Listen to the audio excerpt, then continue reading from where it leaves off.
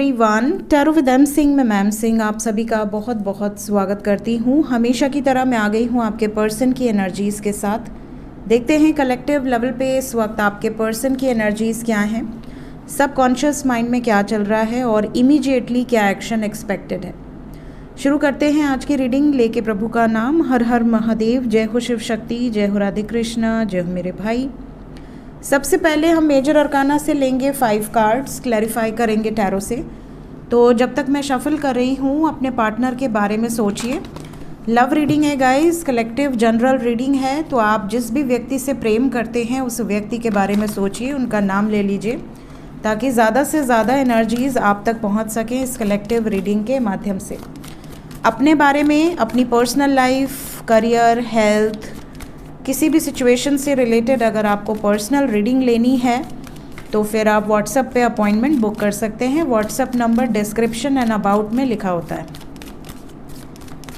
5 card angels. Collective level पे मेरे viewers जिस व्यक्ति के बारे में सोच रहे हैं उनकी एनर्जी हमें बताएं, क्या चल रहा है आपके पर्सन के सबकॉन्शियस माइंड में आपको लेकर, इस रिलेशनशिप को लेकर। The world, okay, devil, wheel of fortune, 2 card और,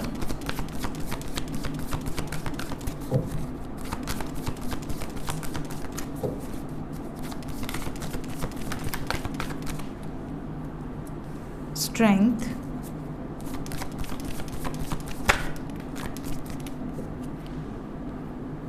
hierophant. Bottom of the deck से हमारे पास है शिव और शक्ति, टेम्परेंस की एनर्जी। सो गाइज, साइन यहाँ पर अगर मैं बताऊँ तो साइन यहाँ पे वृषभ राशि, सिंह राशि, मकर राशि और धनु राशि बहुत स्ट्रॉन्ग है। इसके अलावा we have all the signs. Major arcana से wheel of fortune and the world carry all the signs, तो सभी साइंस यहाँ मौजूद हैं, सभी राशियाँ मौजूद हैं। मेजर लेवल पे मकर, सिंह, वृषभ और धनु की एनर्जी है। इंग्लिश में taurus, Leo, Capricorn and Sagittarius आपके पार्टनर का सन साइन, मून साइन या असेंडेंट हो सकता है। एनर्जी की बात करूँ सो इस टाइम पे डिस्ट्रक्टिव एनर्जी है, डिस्ट्रक्शन यहाँ नज़र आ रहा है। डिस्ट्रक्टिव एनर्जी जब भी दिखती है तो कहीं ना कहीं कोई रिलेशनशिप पे इफ़ेक्ट पड़ता है। यहाँ पर ये डिस्ट्रैक्शन आपके फेवर में है कि आपके अगेंस्ट में है, ये हम क्लैरिफाई करेंगे। काफ़ी पावरफुल एनर्जी है। कार्मिक ट्रिगर्स इस टाइम पीरियड में बहुत ज़्यादा आपके पर्सन को झेलने पड़ रहे हैं। कार्मिक ट्रिगर्स में कौन कौन आया? अगर उनकी लाइफ में कोई टॉक्सिक मैरिज है, टॉक्सिक रिलेशनशिप है, टॉक्सिक फैमिली है, तो ये सारे कार्मिक रिलेशनशिप्स में आते हैं। फैमिली के अलावा, किसी पर्टिकुलर पर्सन के अलावा कई बार उनका पर्सनल स्ट्रगल भी कार्मिक सिचुएशंस में आता है। कई बार रिलेशनशिप में कोई थर्ड पार्टी नहीं होती, बट आपके पार्टनर की लाइफ में या आपके लाइफ में स्ट्रगल इतना ज़्यादा है कि आप अपने लव रोमांस को तो टाइम ही नहीं दे सकते। आपके लाइफ में इतना स्ट्रगल है, इतनी टेंशन है, इतनी रिस्पॉन्सिबिलिटीज़ हैं कि उसको ही क्लियर आउट करने में आपका ज़्यादा फोकस होता है। तो ये भी एक थर्ड पार्टी सिचुएशन है कि मेरे पार्टनर अभी अपने स्ट्रगलिंग फेज़ में हैं और इसलिए मुझसे शादी नहीं कर सकते या कमिटमेंट नहीं दे सकते। सो लेट्स क्लैरिफाई कि ये क्यों ऐसी डिस्ट्रक्टिव एनर्जीज़ निकल कर आई हैं। सो क्लैरिफाई करेंगे ईच एंड एवरी कार्ड को ताकि ज़्यादा से ज़्यादा हमें क्लैरिटी मिले।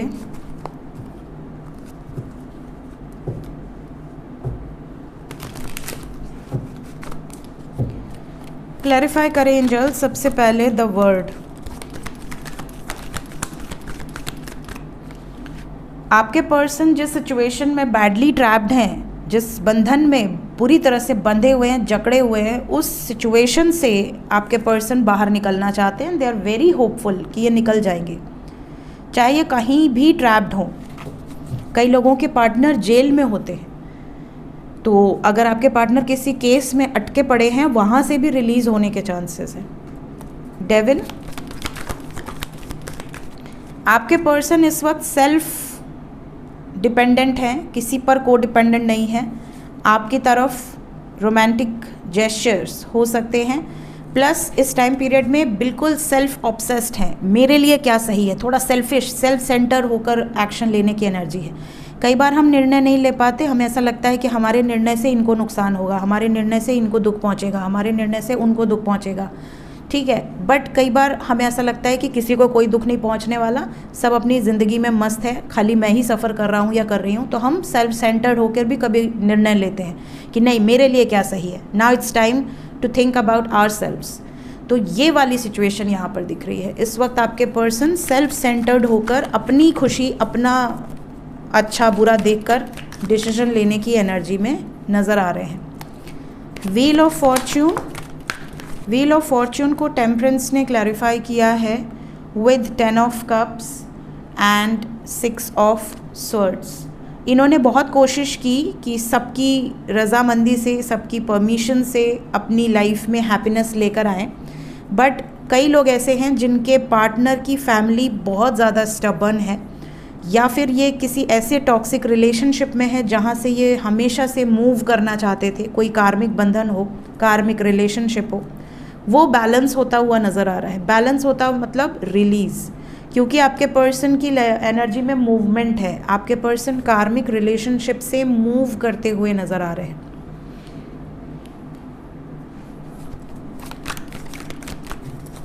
स्ट्रेंथ, स्ट्रेंथ ताकि ये फियर में ना आए, किसी के डर के कारण बैकआउट ना करें। आज सुबह की एनर्जी में भी था आपके पर्सन की एनर्जी में कि ये डर रहे हैं, डर के कारण ये कोई ऐसे निर्णय नहीं ले पा रहे हैं जो लेना चाहते हैं। तो यहाँ पे डर के लिए स्ट्रेंथ आया है। ये ऐसे निर्णय लेंगे जो निडर होकर लें अपनी इच्छाओं की पूर्ति के लिए। सो ये वाइब्रेशंस हैं, इसलिए स्ट्रेंथ की एनर्जी है। हेरोफेंट, अगर ये किसी टॉक्सिक रिलेशनशिप में है तो वहाँ से भी मूव करते नज़र आएंगे। आपके पर्सन आपकी तरफ कोई जेस्चर कर सकते हैं, आपको याद बहुत ज़्यादा करेंगे आज के दिन में। इन्हें हर पल जैसे कोई ना कोई बात चुभेगी। अगर ये किसी थर्ड पार्टी सिचुएशन में है तो इन्हें हर पल कोई ना कोई बात चुभेगी, ट्रिगर करेगी, जिससे इनको मोटिवेशन मिलेगा कि नहीं नहीं, मुझे तो इस बंधन से मुक्त होना है, मुझे रहना ही नहीं यहाँ पर। टेम्परेंस, टेम्परेंस को एंडिंग और न्यू बिगनिंग ने साथ में क्लैरिफाई किया है विद द वर्ड। यहाँ पे एंडिंग ऑफ अ साइकिल है। जो भी थर्ड पार्टी सिचुएशन है, जो भी कंट्रोलिंग एनर्जीज़ हैं, वो एंड होंगी और आपके पर्सन के साथ एक नई शुरुआत आपके साथ होगी। ये वाली सिचुएशन है। तो यहाँ डिस्ट्रक्टिव एनर्जी है, मैंने आपसे पहले ही कहा, लेकिन मैंने कहा था कि क्लैरिफाई करेंगे कि ये डिस्ट्रक्शन आपके साथ है या थर्ड पार्टी के साथ। तो ये थर्ड पार्टी के साथ है। सो ये कन्फर्मेशन यहाँ से हो गई है। देखते हैं फीलिंग्स क्या हैं इस वक्त आपके लिए।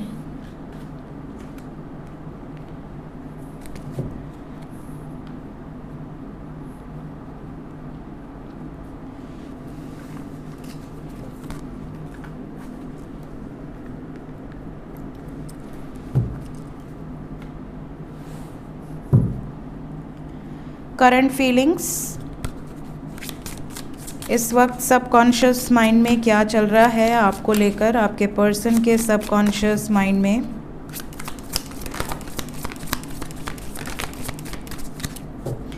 Current feelings, bottom of the deck is chaser energy. Chaser energy क्या होती है? जब आपका पार्टनर आपसे दूर होता है तो आप क्या करते हो? आप उसको स्पाई करते हो, उसको अलग अलग सोशल मीडिया ऐप्स के थ्रू रीच आउट करने का कोशिश करते हो, उस तक पहुंचने के लिए हर मुमकिन कोशिश करते हो, किसी दोस्त के माध्यम से, अपने ही किसी रिलेटिव का फेसबुक या इंस्टाग्राम या जो भी ऐप्स होते होंगे आजकल, सबके माध्यम से स्पाई करना कि वो यहाँ पर है क्या। अगर यहाँ पर है और मैं मैसेज कर दूँ कि प्लीज़ मुझे अनब्लॉक कर दो ना, मुझे बात करनी है, अगर उसने वहाँ भी ब्लॉक मार दिया तो फिर आप टेक्स्ट मैसेज करते हो, आप दूसरे ऐप्स के थ्रू मैसेज करने का प्रयास करते हो कि यार एक बार तो बात हो जाए। कई बार तो लोग कॉल पे भी ब्लॉक कर देते हैं कि कॉल ही ना कर सकें। तो फिर भी अब फॉर एग्ज़ाम्पल एक अपने आप को नॉर्मली देखो, तो आप अपने आप पे लेके सोचो, अगर मैं आपको एक बार ब्लॉक कर दूं तो आप क्या मुझे फॉरगिव करोगे? नहीं करोगे। आप क्या करोगे? आप रिलीज़ कर दोगे कि ठीक है भाई, तो अगर मैं आपकी दोस्त हूँ या मैं आपकी भाई हूँ, मैं बहन हूँ, मैं रिलेटिव हूँ, और मैंने आपको ब्लॉक कर दिया, तो आपको ऐसा लगेगा इसकी हिम्मत कैसे हुई। ठीक है, तो आप क्या करोगे, अगर आपकी गलती नहीं है तो आप मनाने थोड़ी आओगे, आप तुरंत से रिलीज़ करोगे। लेकिन अगर वहीं पर आपका पार्टनर है तो आप उसे बार बार फॉरगिव करोगे, या फिर उस व्यक्ति को जो आपको लगता है कि नहीं ये मेरे दिल के करीब है, ये मेरा अच्छा ही चाहता है, बुरा नहीं चाहता, अगर आपको दिल से ये बात पता है तो आप क्या करोगे, उसके लिए सहोगे। आप उसके गुस्से को भी सहोगे, आप उसके एटीट्यूड को भी सहोगे, वो आपसे झगड़ा भी करेगा या करेगी तो आप उसको सहोगे। ठीक है, अगर वो आपका अपना है या आपको उससे लगाव है। ठीक है, इसी तरह जब आपका पार्टनर होता है आप उसको जाने नहीं देना चाहते, वरना एक बार कोई आपके मुंह पे डोर बंद करे तो आप तो कसम खा लोगे भैया मैं तो इसके दरवाजे पे जाऊंगा नहीं या जाऊंगी नहीं, होता है ऐसा। लेकिन अगर वो बंद करने वाला द्वार आपका अपना हो, आपका कोई क्लोज़र वन हो जो आपका अच्छा चाहता है, आपको पता है दिल से कि वो नाराज़ है, तो फिर क्या करते हो, आप वहाँ पे खड़े रहते हो, आप उसको मनाते हो, आप उसके लिए प्रेयर करते हो कि यार मान जाना यार। ठीक है, आपके एटीट्यूड पे नहीं आता, फिर आपके ईगो पे नहीं आता। फिर इसी तरह आप चेज़ करते हो जब, तो आप किसी को ये सोच के चेज़ नहीं करते कि आप मतलब अपना सेल्फ रिस्पेक्ट दाव पे लगा रहे हो, वो आपको धमकी दे रहा है, वो आपको ब्लॉक मार रहा है, वो आपको उल्टा सीधा बोल रहा है, फिर भी आप अपनी सेल्फ रिस्पेक्ट दाव पे लगा रहे हो, ये सोच के नहीं कि आपके अंदर 1% भी ईगो नहीं रहता उस टाइम पे। आपको ये लगता है कि बस यार ये मेरा है, ठीक है, ये मेरा है और मैं इसे जाने नहीं देना चाहता या नहीं देना चाहती। उस समय आपका सिर्फ अनकंडीशनल लव होता है, तो आप चेज़ करते हो। बट चेज़र एनर्जी एक लिमिट तक ही ठीक है। जब आपको ऐसा लगे कि सामने वाला आपके चेज़ करने के बाद भी आपको डिसरिस्पेक्ट कर रहा है, आपकी वैल्यू नहीं है उसके दिल दिमाग में, वो आपको अप्रिशिएट नहीं कर रहा है, तो फिर ऐसी सिचुएशन में आप रुक जाते हो, आप स्टॉप हो जाते हो। फिर आप कहते हो रन करो, जितना करना है, जितना भागना है भाग लो, अब मैं नहीं आने वाला या मैं नहीं आने वाली। होता है ऐसा।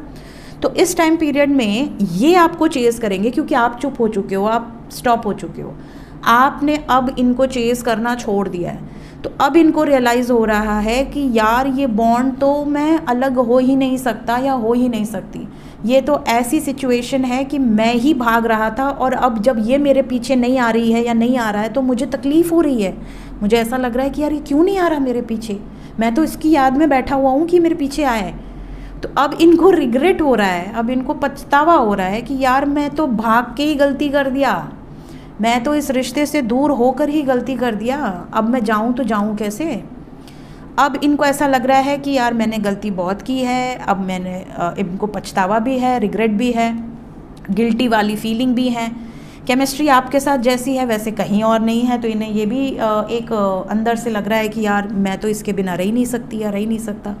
इन्हें होप भी है कि अगर मैं जाऊंगा या जाऊंगी तो ये मुझे फॉरगिव कर देगी या कर देगा, बट अंदर से एक डर भी है कि कहीं ऐसा ना हो कि मतलब इसे मुझसे बेटर पर्सन कोई मिल गया हो और ये अब मुझे फॉरगिव ही ना करे।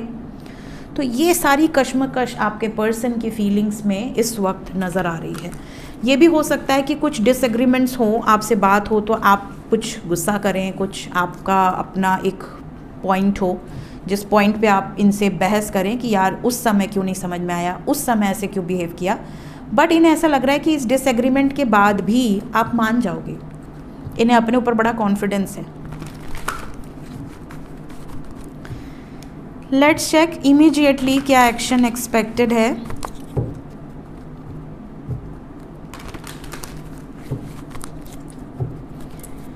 इमीडिएट एक्शन क्या एक्सपेक्टेड है मेरे व्यूवर्स की तरफ। सबसे पहले जो लोग नो कांटेक्ट में हैं,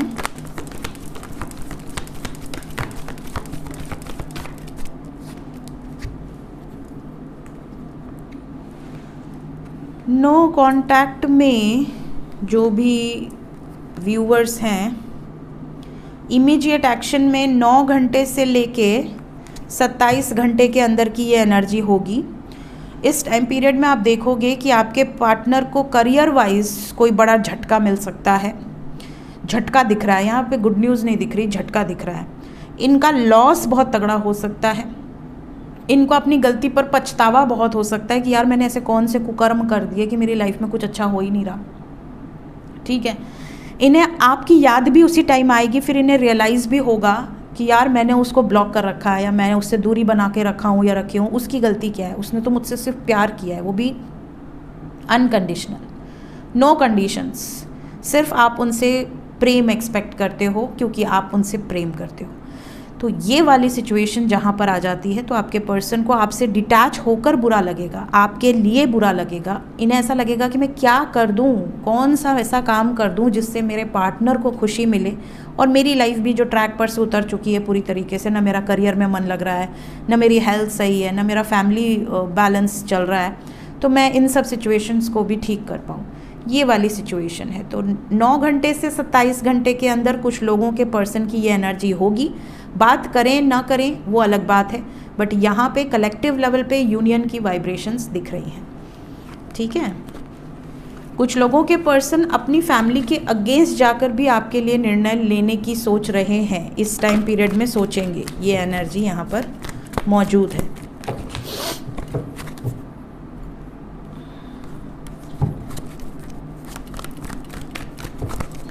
जो लोग कांटेक्ट में हैं उनके लिए इमीडिएटली क्या एक्शन एक्सपेक्टेड है?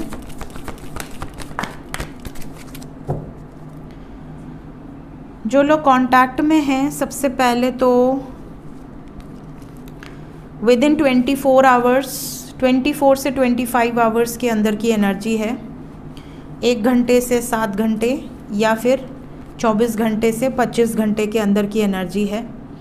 इस टाइम पीरियड में मैं बता दूं आपको कि हार्ट चक्र एंड सोलर प्लेक्सस पे एनर्जी का फ्लो बहुत स्ट्रॉन्ग रहेगा। कई लोगों का बीपी शूट कर सकता है या एक्सट्रीम लो जा सकता है इस टाइम पीरियड में। पेट से संबंधित दर्द, पेट में दर्द बहुत ज़्यादा, या आपको ऐसा लगना इनडाइजेशन इश्यूज़ होना, या आपको ऐसा फील होना कि आपका बहुत सप्रेस्ड इमोशंस है, आप किसी से कहना चाहते हो, सब कुछ उड़ेल देना चाहते हो अपने अंदर जो आपने भरा हुआ है, इस तरह का आपका मन कर सकता है। आपके पर्सन से आप टेलीपैथिकली बहुत ज़्यादा कनेक्टेड हो, पर्सनल लेवल पे कांटेक्ट उतना ज़्यादा नहीं है। आप कांटेक्ट में तो हो, लेकिन कांटेक्ट में होने के बावजूद आपकी एनर्जी ऐसी रहेगी जैसे कि यार कुछ कह ही नहीं पा रहे, कुछ एक्सप्रेस ही नहीं कर पा रहे, और अगर हम कुछ कह भी रहे हैं तो उनके पास सुनने का टाइम नहीं है, वो आपको समय नहीं दे रहे, वो आपको इग्नोर कर रहे हैं, या वो एक नॉर्मल सा रिप्लाई कर दे रहे हैं। कुछ इतना बड़ा चैट गया आपकी तरफ से, उन्होंने बस एक छोटा सा रिप्लाई कर दिया, आपने उनसे जो एक्सपेक्ट किया था वो एक्सपेक्टेशंस फुलफिल नहीं हो रही हैं, तो आपको गुस्सा आ रहा है, अपने गुस्से को पीते जा रहे हो, आप सप्रेस करते जा रहे हो। कहीं ना कहीं यहाँ पर आपके लिए आने वाला टाइम इनकी तरफ से एक्सप्रेशन ऑफ लव हो सकता है, जो चीज़ें आप एक्सपेक्ट कर रहे हो, लेकिन कंडीशन ये है कि आपको अपने ऊपर ज़्यादा ध्यान देने की ज़रूरत है। थोड़ा इनसे दूरी बनाओ, थोड़ा इनसे डिटैच रहो, पूरे पूरे दिन मैसेजेस कॉल्स कुछ मत करो, अपने आप थोड़ा इनको भी एक्सप्रेस करने का टाइम दो, कि ये भी आपको याद करें कि आज सुबह से मैसेज नहीं आया, आज से कोई बात नहीं हुई, ठीक तो है ना। तो इनको भी तो थोड़ा चिंता करने का टाइम दो। आप ही सब कुछ कर दोगे तो फिर ये क्यों करेंगे, इनका तो पेट ऐसे ही भरा हुआ है। तो आपको अगर चाहिए इनकी तरफ से एक्सप्रेशन ऑफ लव, या ये आपकी केयर करें, आपके बारे में सोचें, तो थोड़ा सा इनसे दूरी बनाओ, ऑफलाइन रहो। अपना कोई ऐसा, जैसे यूट्यूब है, यूट्यूब पे लास्ट सीन नहीं दिखता, यूट्यूब पे टाइम स्पेंड कर रहे हो आप, किसी ऐसी जगह टाइम स्पेंड करो जहाँ लास्ट सीन ना दिखे, ताकि कम से कम आपके पर्सन जब आपको फाइंड आउट करे कि अरे कहाँ है, फेसबुक पे लास्ट सीन था क्या, या इंस्टाग्राम पे लास्ट सीन क्या था, तो इनको रियलाइज़ हो कि नहीं मेरा पार्टनर तो सुबह से गायब है। तो इनको भी थोड़ी चिंता करने दो, थोड़ा एक्सप्रेशन ऑफ लव यहाँ पे आपको तभी दिखेगा, ऐसे नहीं दिखेगा। दूसरी चीज़, कमिटमेंट को लेकर अगर आप इनसे क्वेश्चन कर रहे हो तो अभी आपको सब्र रखने की ज़रूरत है। कॉन्फिडेंस लेवल थोड़ा लो रहेगा आपके पर्सन का, और इश्यूज़ फैमिली से रिलेटेड या हेल्थ से रिलेटेड ज़्यादा रहेंगे। तो इस टाइम पीरियड में you have to keep patience. अपने इंट्यूशन को पावरफुल कीजिए ताकि आप इनके एक मैसेज से भी जज कर सके कि इनकी एनर्जी कैसी है। देखते हैं इस वक्त एंजल्स आपसे क्या कहना चाहते हैं। एंजल्स की तरफ से गाइडेड मैसेज क्या है आपके लिए।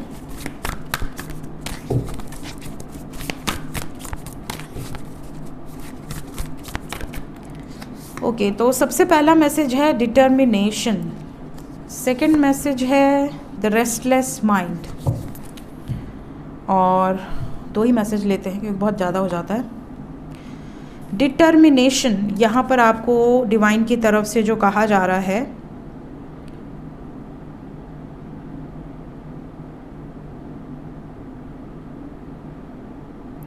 देखिए, जब आप बहुत ज़्यादा किसी सिचुएशन से अटैच्ड होते हो, ठीक है, जैसे आप बहुत ज़्यादा 3D मैट्रिक्स से अटैच्ड हो। 3D मैट्रिक्स का मतलब ये मोह माया वाली सिचुएशन।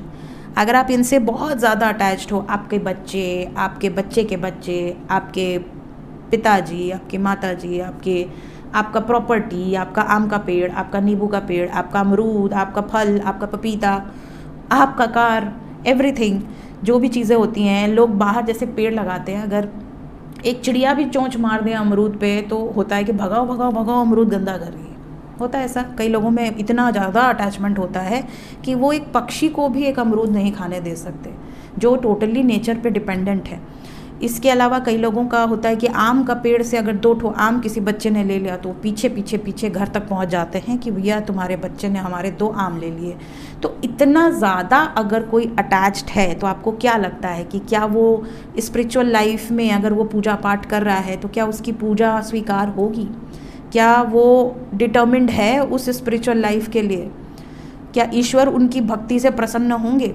जो एक पक्षी को एक अमरूद खाने पे भी डांट दे, भगा दे, या एक छोटा सा बच्चा अगर 2 ठो आम लेकर उनके यहाँ चला जाए, पपीता लेकर चला जाए तो उनको वो चिल्लम चाली करने लगे, तो क्या ये डिटर्मिन्ड वे में कर पाएंगे अपने भक्ति को? नहीं कर सकते। आप उनसे एक्सपेक्ट ही नहीं कर सकते। वो कितना भी पूजा पाठ कर लें, क्या प्रभु स्वीकार करेंगे? आप अपने दिल से सोचना, अंतर मन से सोचना।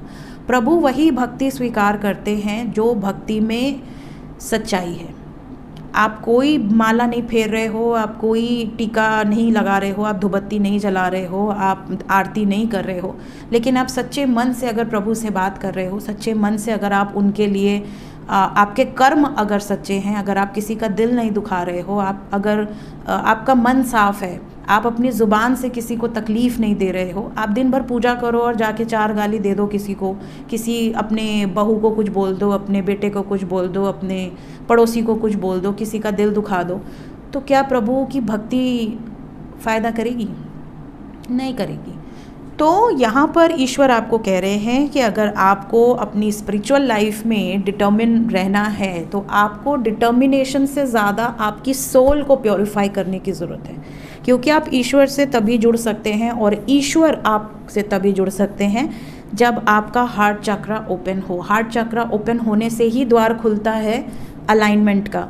हार्ट चक्रा ओपन होने का मतलब क्या है कि आपका दिल बड़ा है, ठीक है, आपका दिल कंपैशनेट हार्ट है आपका, आप अनकंडीशनल लव की एनर्जी में हैं, ठीक है। कई ऐसे लोग होते हैं जो कहते हैं कि मैम हमारा तो हार्ट चक्रा ओपन है, हम तो अलाइनमेंट में हैं, और फिर उनके मुंह से निकलता है कि थर्ड पार्टी रिलीज़ हो जाए, थर्ड पार्टी को छोड़ दे, थर्ड पार्टी के साथ ऐसा हो जाए, थर्ड पार्टी को कर्मा मिल जाए। तो ये कैसा अनकंडीशनल लव है? ठीक है, अपने आप से क्वेश्चन करिएगा। अगर किसी को ऐसा लगता है कि उनका हार्ट चक्र ओपन है तो आप किसी का बुरा नहीं सोच सकते। आप ईश्वर की भक्ति में ऐसा लीन हो जाते हो कि फिर आपको ऐसा लगता है कि जो ईश्वर चाहेगा वो स्वयं मेरे पास आएगा, या जो मेरे लिए बना है इस धरती पर उसके लिए मुझे 1% भी नहीं सोचना, वो मेरे लिए अगर है तो वो आएगा, वो नहीं है तो नहीं आएगा।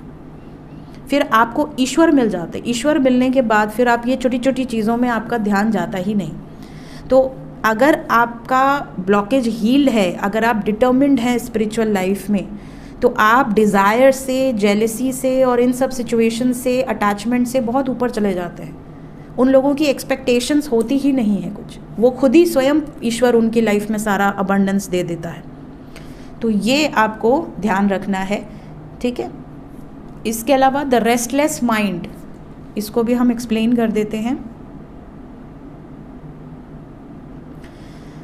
देखिए, यहाँ पर बहुत ही प्यारा मैसेज है आप में से काफ़ी लोगों के लिए कि अगर आपको आध्यात्मिक रास्ते पर आगे बढ़ना है, या आप किसी भी सिचुएशन में अगर आप प्रैक्टिकली भी कंसंट्रेट करना चाहते हैं, किसी भी सिचुएशन में मेडिटेट करना चाहते हैं, या आप कंसंट्रेशन के साथ पढ़ना चाहते हैं, या आप कंसंट्रेशन के साथ अपनी ड्यूटी करना चाहते हैं, और आपका माइंड रेस्टलेस है, तो क्या आप कर पाओगे? अगर आपके माइंड में चल रहा है कि हमने गैस पे कुकर चढ़ाया हुआ है, या गाजर का हलवा बना रहे हैं, या चाय चढ़ी हुई है गैस पे, आप मेडिटेशन नहीं कर सकते। हम ह्यूमंस इतने ज़्यादा रेस्टलेस हैं कि अगर हमारे मन में एक टेंशन है, चाहे कुछ भी हो, हमारा बच्चा अगर नहा रहा है, गीज़र ऑन है, तो हम मेडिटेट कर पाएंगे? नहीं कर पाएंगे। हमें लगेगा अरे कहीं जल ना जाए, अरे कहीं गर्म पानी से ये ना हो जाए। तो हम 75 चीज़ों को लेकर एक साथ बैठे हुए हैं। हमारा जो माइंडसेट है वो ऐसी जगह इन्वॉल्व है जहाँ पे कंसंट्रेट करना इज़ अ बिग थिंग। इसीलिए ना भागते हैं लोग, जाकर गुफाओं में, कंदराओं में जाकर तपस्या करते हैं। क्यों नहीं यहाँ बैठ के? यहाँ कोई कर ही नहीं सकता, हिम्मत नहीं किसी की करने की, इतना मोह माया पसरा हुआ है। ठीक है, तो आप जब रेस्टलेस माइंड में रहोगे तो आप मेडिटेट नहीं कर सकते, आप कंसंट्रेट नहीं कर सकते, आप स्टडी तक नहीं कर सकते। अगर आप स्टडी करो, एक मिक्सर भी चल जाए तो आपका माइंड डाइवर्ट हो जाएगा, आप चिल्लाओगे यार मिक्सर बंद करो यार। ठीक है, तो जब भी आपको अपनी लाइफ में कंसंट्रेट करके कुछ करना है, कोई अफर्मेशंस करने हैं, कोई मेडिटेशन करना है, आपको डिवाइन से अलाइनमेंट में आना है, तो आपको कहा जाता है ब्रह्म मुहूर्त में उठो। पढ़ाई के लिए भी कहा जाता है ब्रह्म मुहूर्त में पढ़ो, फ्रेश होके। ब्रह्म मुहूर्त में क्यों पढ़ा? क्योंकि उस समय दुनिया सो रही है। दुनिया रात को 2 बजे तो सो रही है आजकल, कई लोग तो 3-3 बजे सोते हैं। तो ऐसी सिचुएशन में आपको शांति कहाँ मिलेगी? जब ब्रह्म मुहूर्त में आप उठते हैं तो आपको चारों तरफ सन्नाटा मिलता है, आप शांत मन से कंसंट्रेट ज़्यादा कर पाते हैं। प्लस ब्रह्म मुहूर्त में कहा जाता है कि ईश्वरीय जो दैवीय शक्तियाँ होती हैं वो एक्टिव होती हैं। तो उस टाइम पे जब आप मंत्र जाप करते हैं या अफर्मेशंस करते हैं या स्पेल्स करते हैं तो वो बहुत जल्दी आपको असर दिखाता है। तो इसलिए जब भी आपको ऐसा लगे कि आपका रेस्टलेस माइंड है, आप नहीं कर पा रहे हैं घर परिवार के बीच में, मोह माया में अपना कार्य जो भी आपको कंसंट्रेट करके करना है, तो आप ब्रह्म मुहूर्त में उठिए और ब्रह्म मुहूर्त में उठ के आप मेडिटेशन कीजिए। अब आप सोचें कि नहीं हम तो 8 बजे सुबह उठेंगे या ठंडी बहुत है 9 बजे सुबह उठेंगे और उसके बाद हम करेंगे जो करना है, तो फिर हो चुका। तो रेस्टलेस माइंड के साथ आप कंसंट्रेट नहीं कर सकते, आप ध्यान नहीं लगा सकते। तो जब भी आपको ऐसा लगे कि लाइफ में आपको कुछ करना है तो ब्रह्म मुहूर्त में ज़रूर आप स्टार्ट कीजिए, आपको उसके रिजल्ट्स 21 से 51 दिन के अंदर ही दिखने लगेंगे। सो ये थी गाइज इस वक्त की एनर्जी रीडिंग। मिलते हैं नेक्स्ट रीडिंग में। Till then take care, bye bye.